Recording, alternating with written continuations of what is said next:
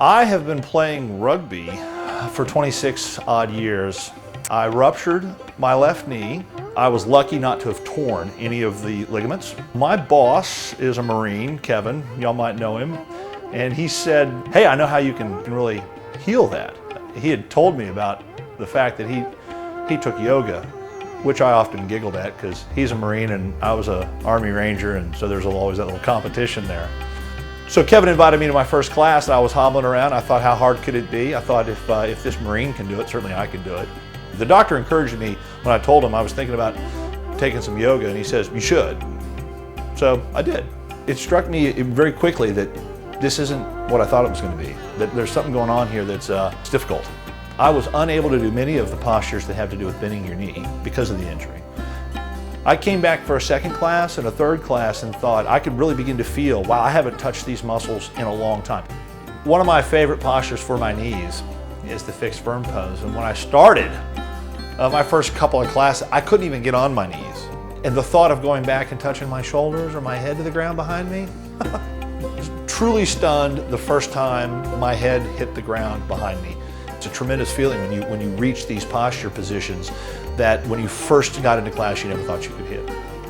The first time I locked my knees in the head to feet posture was very exciting. It was the release of tension in the backs of your legs is like a jolt of energy. And I was surprised, I was pleased.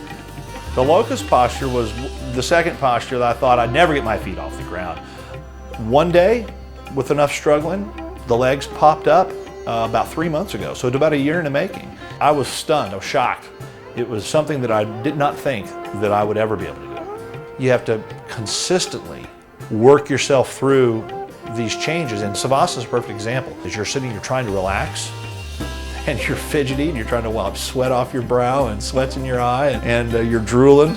I'll bet you most people come to the yoga class and they don't understand what's going to happen to them. They get into the 60-day challenge with a little bit of fear and trepidation.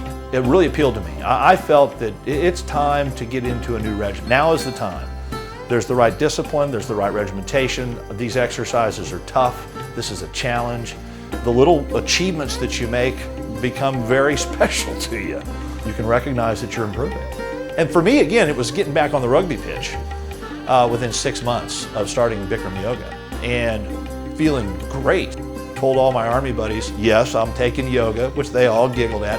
I got guys on the rugby team now calling me, asking me how I did it, because now they want to take yoga because they've been injured too. If you're an athlete, you should consider yoga to extend your athletic career.